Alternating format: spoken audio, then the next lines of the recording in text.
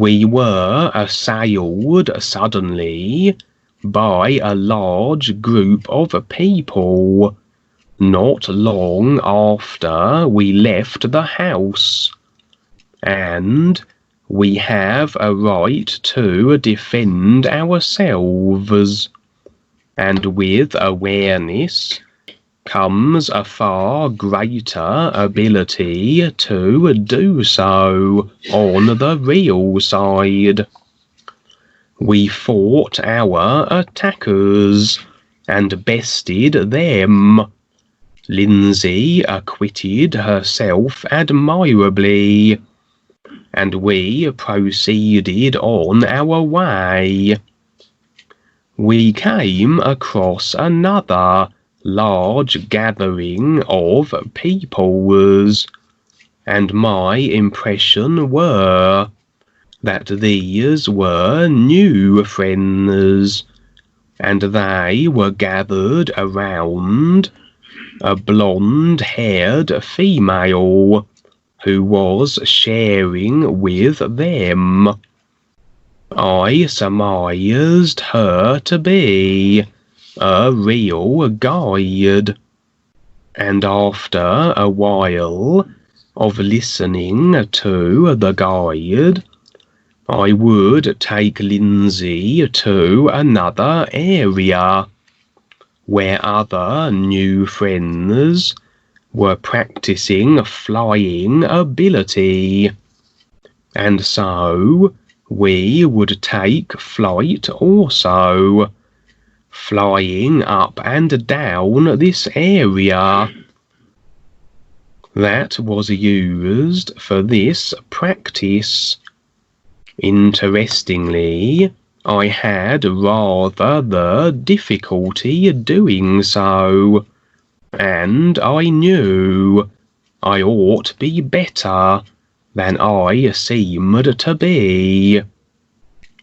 The week leading up to this experience had me subjected to all manner of real-side tests and trials, some of them by the guides, to assist my process of awareness, and these had me a little unsteady in my resolve and real intent.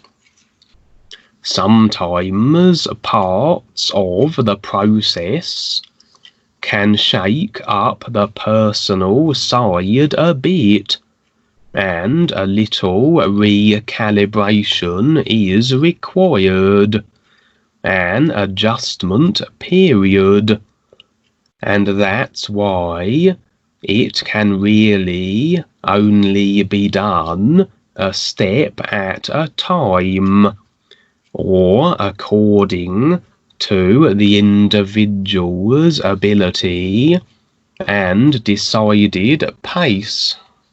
This was demonstrated here by my lack of flying prowess initially, but the real intent had been maintained, and after a while I became more adept again, like riding a bike, if you will. This is where Linsey and I would part company. I would proceed on with the experience, and perhaps she would remain there with the other flying individuals. So that was promising that she perhaps is gradually seeing and being more too. Again, everyone makes their decisions and choices. We can help and assist where we can, but we can't drag them with us. Everyone will be at whatever stage they are, and we will not really help them by remaining there with them. All we will do is waylay our own process. So perhaps Linsey was content to remain there, and I would proceed to the next scene. I was with some of the Nufriends from the large group, but only a small number of them.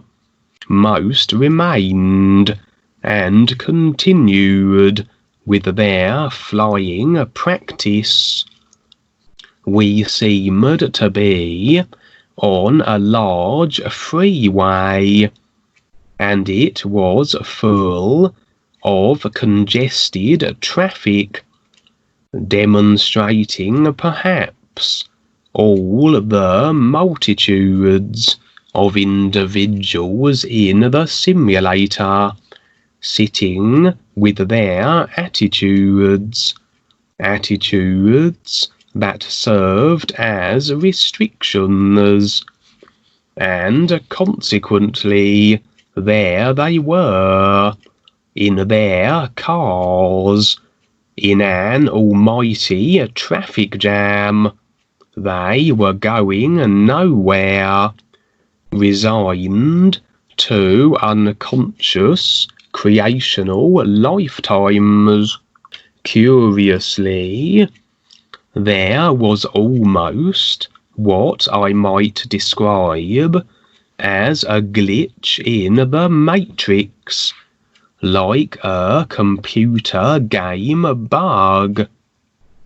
It was as though everything that was here, every car, was suddenly duplicated, and then more so, to the point where there seemed an infinite, as far as was possible to tell, quantity of everything that had been here.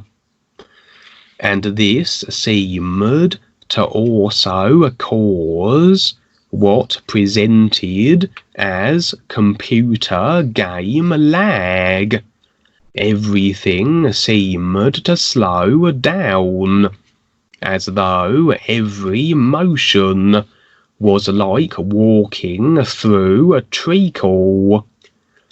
Just like if you play a computer game and the system is overloaded with too much data, and the game slows and lags, almost as though all the compounded, convoluted constriction of consciousness, culminating in the deterioration of the simulator, was revealed here on the real side, as literally a computer game overload, and with the simulators being very much designed as holographic virtual reality universes for the real self to go through its process of awareness through its created avatar. Perhaps a simulator in its demise may well have all manner of curious glitches and effects, much like errors and distortions and lag in a computer game, So here were I and the Nufriends, stuck in this dragging lag effect, overwhelmed with a world that had replicated itself on top of itself infinitely. Well, this would never do, and thus I led the group laboriously through the lag just off the freeway, my real self knowing exactly what to do. The personal self, of course, puzzled, but trusting enough by now to let the real awareness do what it must, in accordance with its real intent objective.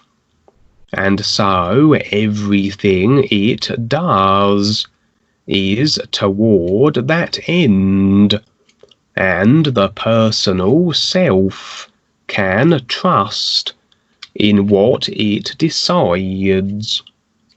But if the personal self does not and interjects, it can mess up whatever the real self is doing. So always best to maintain indifference to the personal self on the physical and the real side. I would somehow make a partition in the very fabric of this realm and slip through it out of this congested, glitchy simulator mess, with my group following me. Now we were in a gloomy darkness. Nothing was perceptible, and yet we proceeded. My real self simply knew where to go, despite our lack of visual acuity. After a while, my perception adjusted, as did that of my group. As we go into other parts of the psych realms, the levels, if you literally will, we need just to be able to perceive them, as it's all a recognition of the various aspects of the personal self and the levels that they are associated with. As our perception kicked in, we found ourselves now swimming in a large body of water. Nothing else was visible but us and the waters we were in. Lurking beneath the surface were creatures and monsters, and we would avoid these, as they sought to grab us and drag us down. I would suggest the darkness was possibly the deep dark border, the boundary between creation and the real universes. Or maybe this spot was simply obscured and dark in this way until our recognitional perception kicked in. We had evidently left the collapsing simulator, the glitchy car congested freeway, and as the gloom cleared, we were swimming above the waters. Experiences of this nature that involve watery seas and such demonstrate the psych realms. If we were beneath the surface, we would be in the simulator then. To be above it, in whatever form that would take, would suggest we were above the simulated psych realms, and with the real awareness view.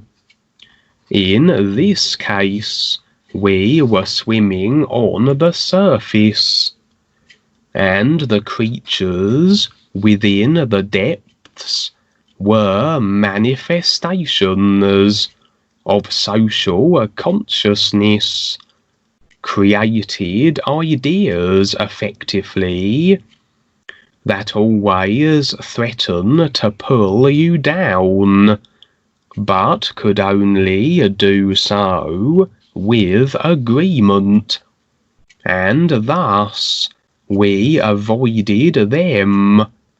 We were not agreeing with the creational ideas they represented, and would continue on, keeping our heads above the water, our real intent maintained, creation sidestepped and kept indifferent too. And then up ahead, the culmination of our real intent actualized, perhaps, the fruition of our objective, maintaining our course, despite all the distractions and ideas that grabbed for our attention, focus, and agreements. There was a golden temple, and within we knew there was a golden treasure, and we swam toward it. The objective, the purpose of the simulated creations, is for the real self to ultimately recognize itself through its created self, and recognize the isness that it is a part of, a huge journey of millions of lifetimes, and very arduous, and yet this is the only reason we are here in creation, and everything we experience and where we position ourselves comes from intent. With the real intent recognized, which is the real awareness, which is the want to stand with the whole of life and the real guides, as the true being of light we actually are, it is universal positioning that can be so, liberated from cause and effect creational restriction. We already stand in the real universes now. It's just a case of deciding to want to recognize this and go through the process required to do so, to get through the personal self and supersede the need for the simulators. And so here was the golden temple, with its treasure, demonstrating the possibility of the completion of the journey, of recognizing the ease and standing real with it, as long as we stay our course and forge ever onward with our process of becoming more aware and continually recognizing the true reality of the all is. Okay, Kevin, another movie. Wonderful. That's a lot of fun. And the beginning of your experience there with the hand, was that a candy bar they were offering you? It looked very much like one to me. Well, that's what these predators do. The interesting thing is that I always like to try to make deals with them and see if they will agree to what I agree to. And so try that approach next time, because again, that's what they're there for. They're really there for to make the deal. Okay. And so sometimes you can actually, as you start talking and, word things in particular, you might give them a little bit of understanding. This is how I deal with these individuals and aliens and what have you, because again, after a while, they will start to listen.